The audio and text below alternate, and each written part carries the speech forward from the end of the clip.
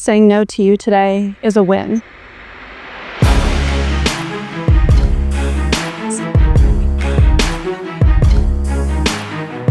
Clearly, Ashley was hurt. And in that moment, it seemed like she wanted Alex to feel that hurt too. And perhaps it felt important to her to say that publicly.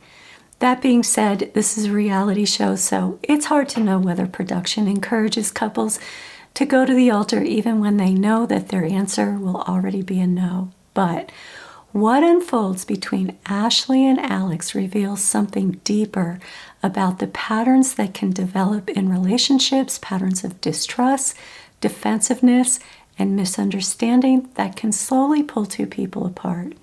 And by the time they reach the altar, Ashley and Ashley says, saying no to you is a win today, we begin to see how those patterns that I will talk about may have led them there. Also, there are several moments when Alex repeatedly says something very interesting, and that word may tell us more about Alex than it does about Ashley. And eye contact is dangerous in my eyes. You're so dangerous, Ashley. We're gonna have a problem here. Oh, yeah, you're dangerous. Very dangerous. Dangerous. Yeah. Dangerous. So what does it mean when someone repeatedly tells you that you are dangerous? That word carries a lot of weight, and in this video, I'm going to explore a few possible meanings behind being described that way, as well as what we can learn from Ashley and Alex's painful ending. Hi, I'm Dr. Pam, therapist and relationship counselor.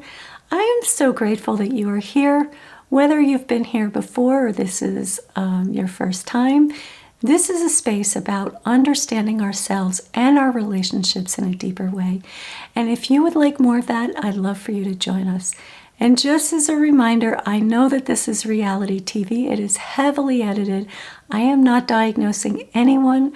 I often say that diagnosis tells you very little about people. I am using what we are shown to explore patterns and emotional dynamics that may help you reflect on your own relationships and yourself. Okay, let's start here. I say this all the time, but it's worth repeating. Conflict in a relationship is often where you truly learn about each other. It reveals how people respond to stress, tension, criticism, and emotional discomfort. And it gives you a window into someone's inner world.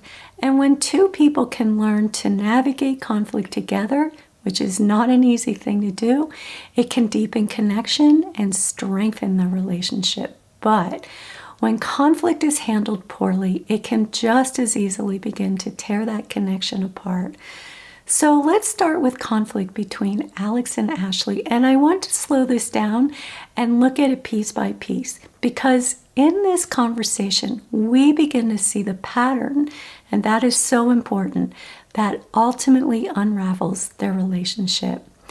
And let me say this, when I work with couples, I don't take sides. That doesn't mean that I don't challenge each person.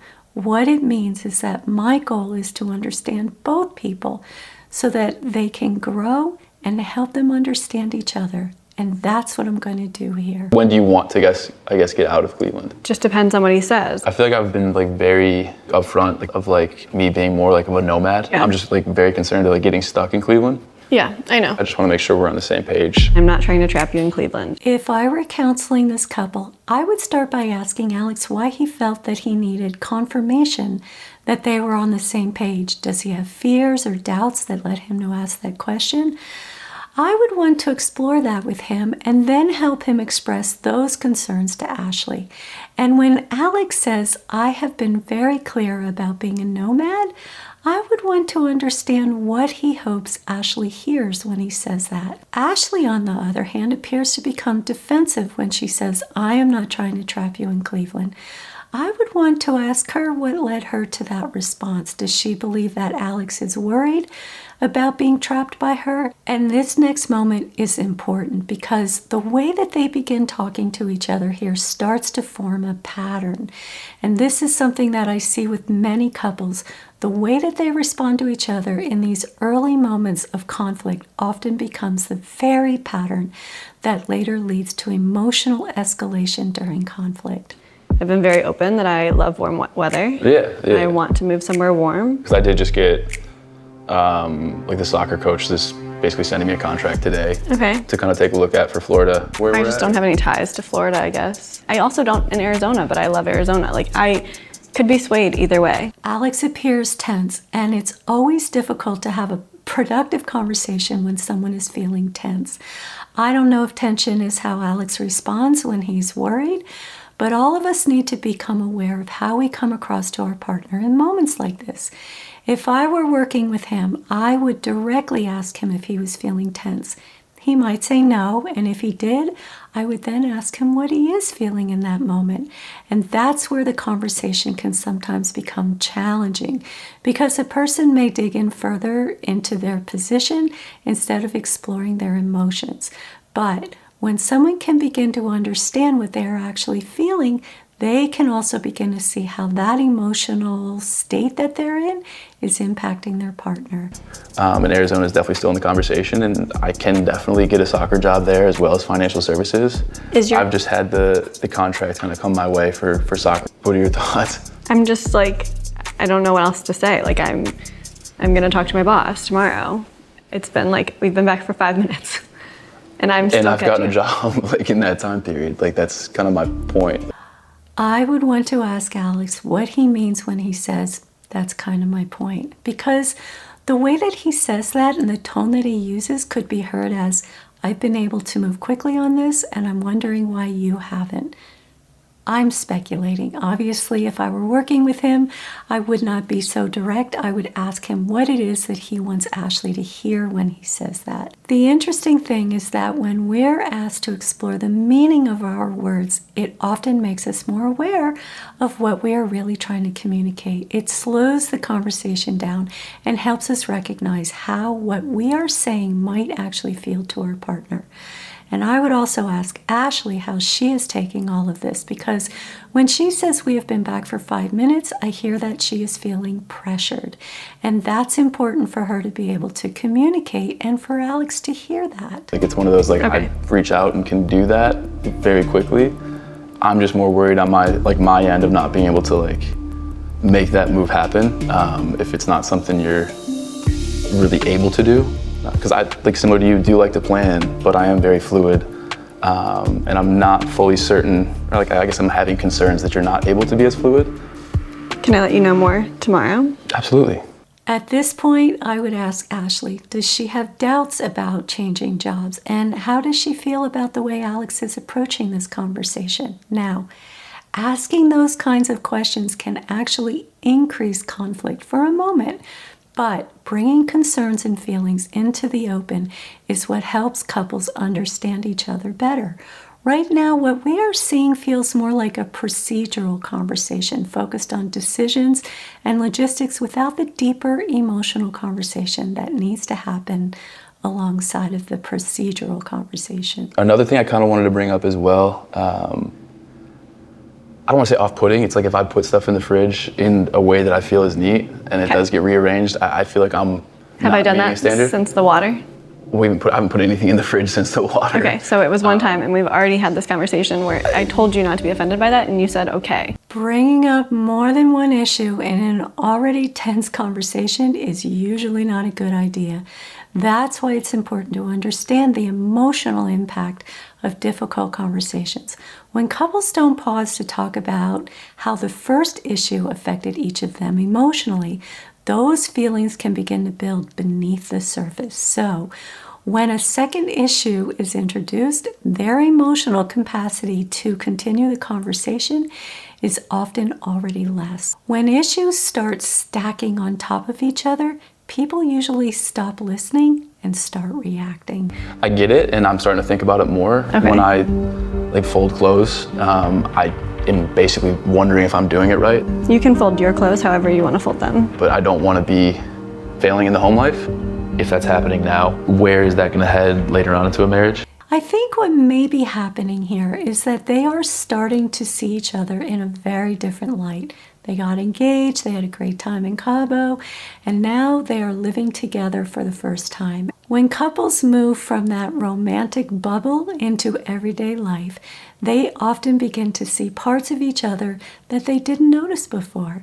And that can be surprising and sometimes even unsettling because the relationship is moving from excitement and possibility into the reality of day-to-day life. But keep in mind, emotions are likely already starting to escalate here, and that's important because what happens next escalates everything. I guess if we're airing out some things, last night we had a very intimate date in the spa. We have our hands all over each other. We're literally rubbing mud on each other in the shower. For sure. And then we come home and you're like, I have to run out. I did not love that. Well, now we're seeing another issue enter the conversation, so the issues are starting to stack even more. And let me be clear, this is not uncommon for couples to do. It happens for many different reasons, but now we are learning something important here. Ashley may have been carrying some hurt feelings into this conversation already because Alex went out the previous night when she had a different expectation of what would happen. I feel like I've initiated it enough, especially in Cabo. No, we didn't last night, but Are you being serious? Did I not come out of the bathroom in a certain way and just take you? Because I said I was horny. Okay, I've also done the same thing. Here, we haven't been intimate, and physical touch is like very important to me. Then grab me and push me on the bed and let's go. You walked out the door.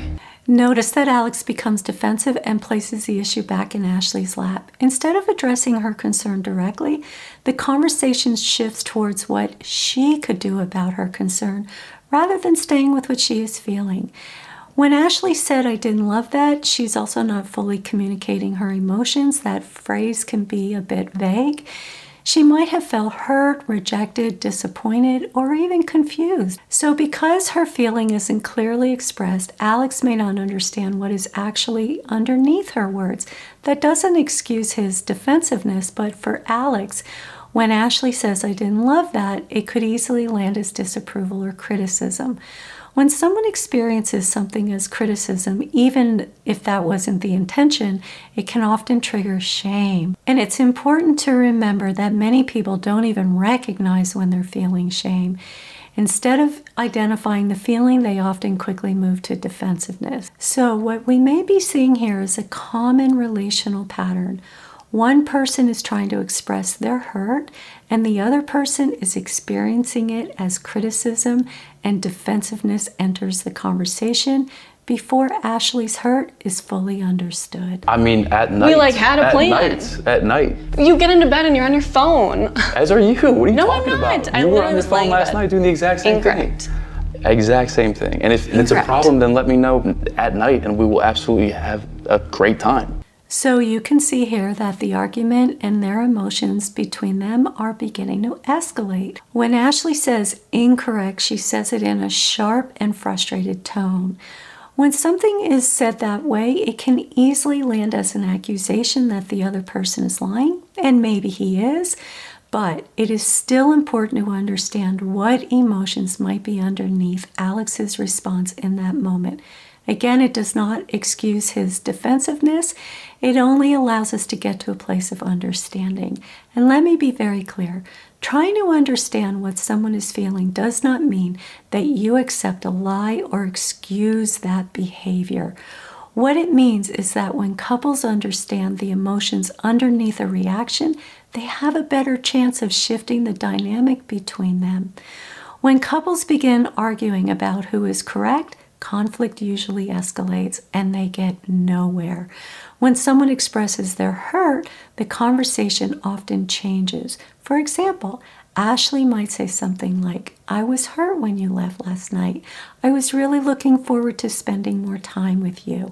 I missed you and I want to understand why you left after we had such a nice time together. And for Alex, the work would be to pause long enough to hear Ashley's hurt, what she is trying to communicate, rather than moving quickly into defending himself. I mean, I'm not gonna force you to if you don't want to. I would love to I've said that I love it when you just initiate like that. I just know, you said something in Cabo, the physical connection wasn't there, so I'm like, No, what I are you said not was, attracted to me? I mean, I am attracted to you. I think what I was saying is you're not the type of girl that I normally go after, but I'm very attracted to you.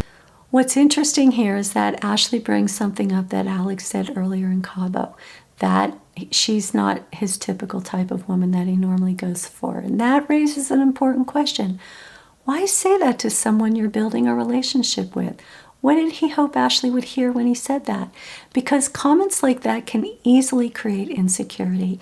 This is why it is important to be mindful of our words and the message our partner may take away from them. Ashley appears to be carrying some hurt from that moment, and now that hurt and insecurity is showing up in this conversation. Remember when she shared this with Alex? I think the biggest thing for me was like, I was in a relationship just about a year ago, and I thought that man was going to be like the father of my children, and like I thought I was going to have babies with him. Just please be honest with me. Yeah. And please don't cheat. Ashley appears to carry a betrayal wound, and that is a very heavy wound to carry. When someone has experienced betrayal, it can leave them with lingering fear and distrust in relationships and insecurity. We also see her fear surface in Cabo when she asked Alex if girls were flirty with him. Any girls flirting with you? I don't think so. I mean, So between Alex's comment about her not being his typical type and past betrayal, she is struggling to feel secure in this relationship. So let's fast forward a bit. The conversation escalates with Alex strongly emphasizing that this is not his fault, and Ashley eventually asks for a break and walks out of the room.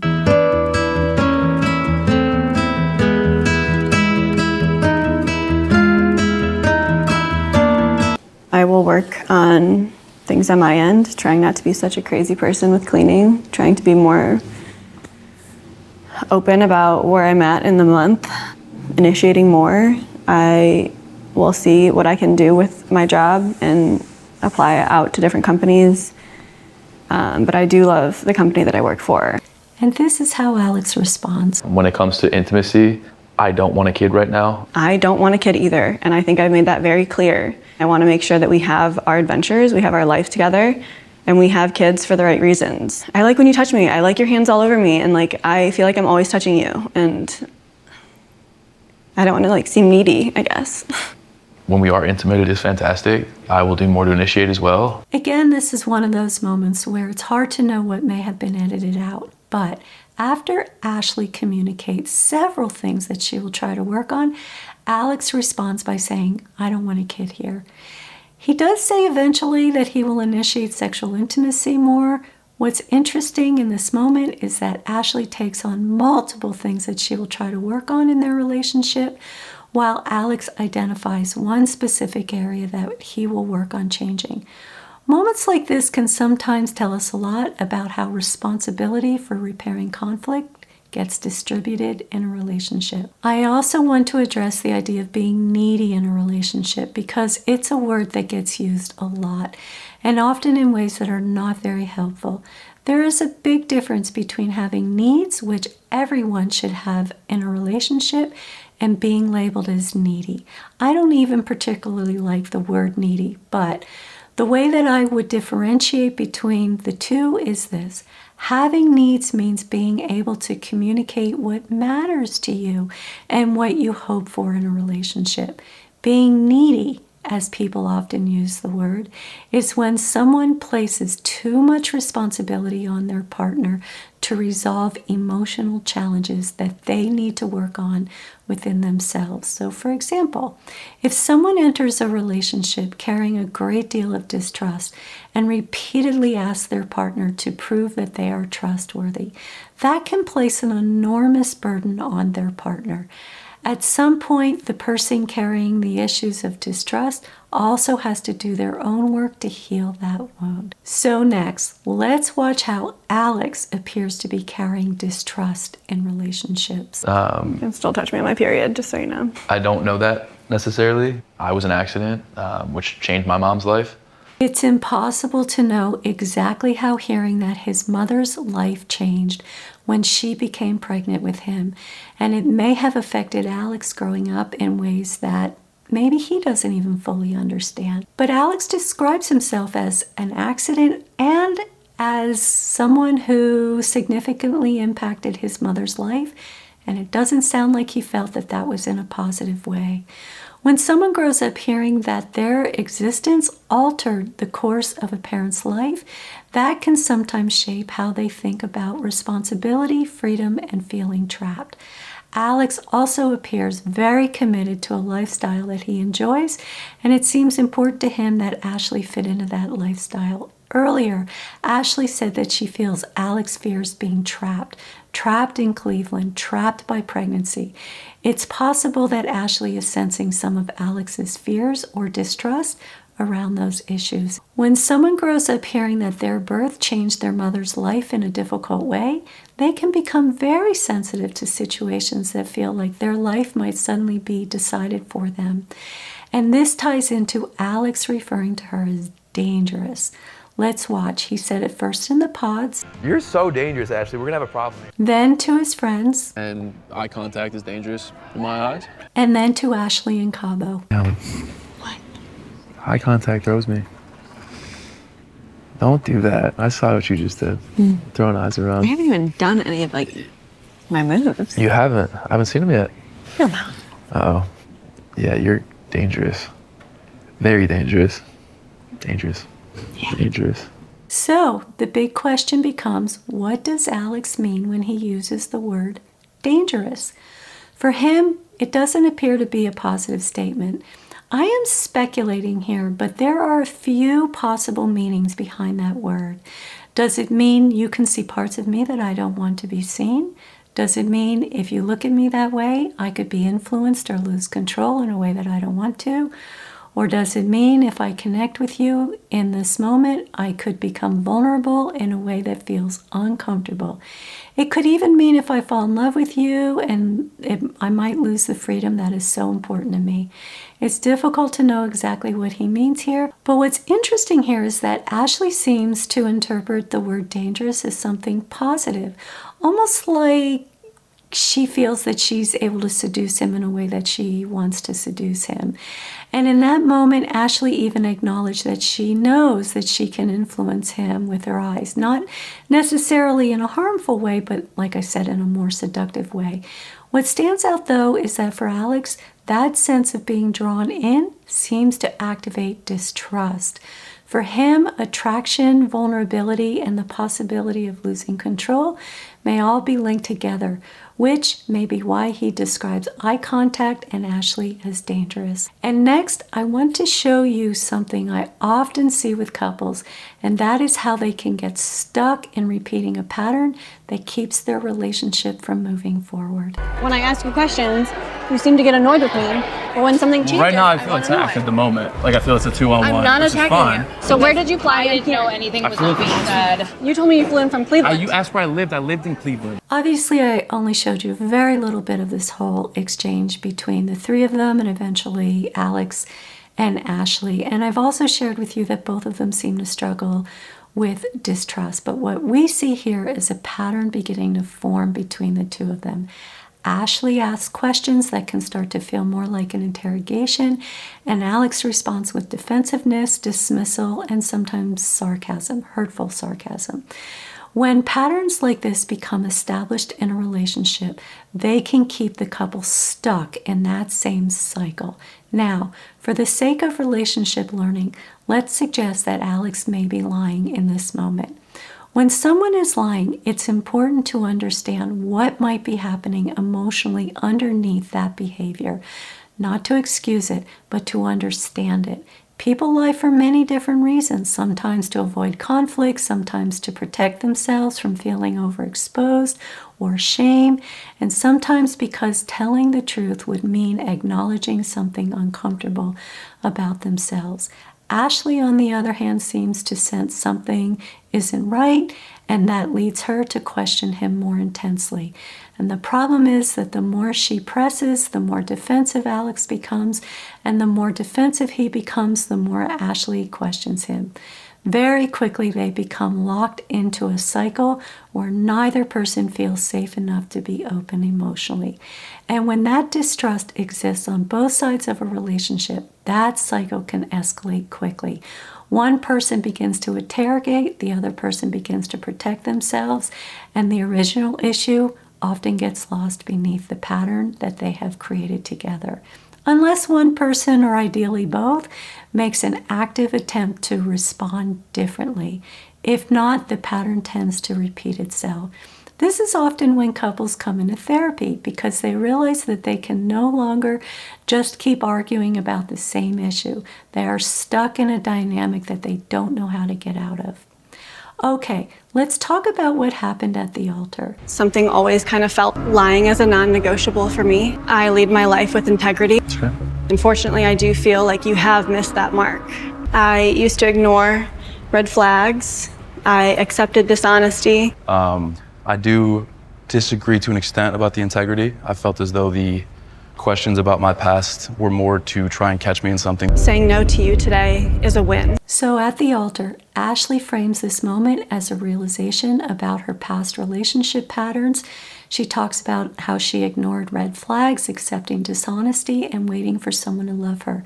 In other words, she's saying that she now sees the relationship and perhaps herself in a very different way. There is an element of growth in what Ashley is saying. She appears to be recognizing a pattern in her past relationships where she tolerated things that were not healthy for her. At the same time, the way that she delivers this message publicly is quite strong. Calling someone a liar and questioning their integrity in front of family, friends, and cameras can move from a moment from expressing hurt into something that may feel humiliating for Alex. It's understandable that Ashley may have been carrying a lot of pain and frustration, but how we express our pain is important. We have to ask ourselves how we want to show up when we are hurt. And it is equally important to acknowledge how Alex has shown up and contributed to the breakdown of trust in this relationship. Throughout their conversations, there are moments where he responds with defensiveness, sarcasm, and he put responsibility back on Ashley. That kind of behavior erodes trust over time. So what we may be seeing here is not simply one person being right and the other person being wrong, but two people who have important growth work to do. Ashley may need to continue asking herself, why did she ignore red flags, accept dishonesty, wait for someone to love her, and believe that she could change them? The deeper work for her is to explore where those patterns came from. Choosing not to marry Alex is an important step and may represent a meaningful change for her, but the real growth for her, her inner growth work, comes from understanding why she allowed these patterns in the first place.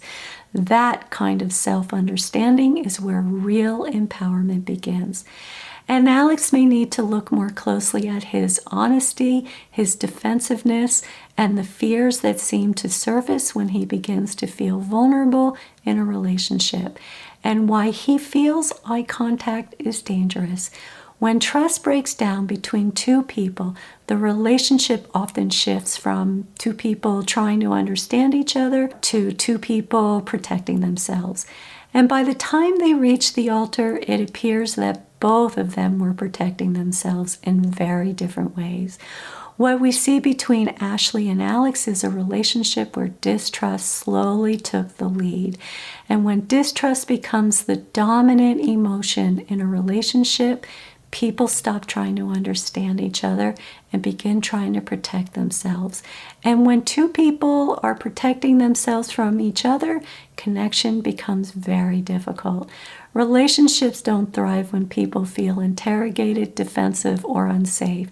They thrive when people feel understood, trusted, and emotionally safe enough to be vulnerable. Before deciding whether someone else is the problem in a relationship, it can be worth asking ourselves, what might I also be contributing to this pattern? And not with harsh self-judgment, but with self-understanding and self-compassion, because that is what ultimately leads to healing and personal growth. Well, that is a wrap for today. Stay tuned because I will be breaking down the other couples. There's so much more to talk about. And as always, thank you so much for watching and for your wonderful comments. I really appreciate them. See you next time.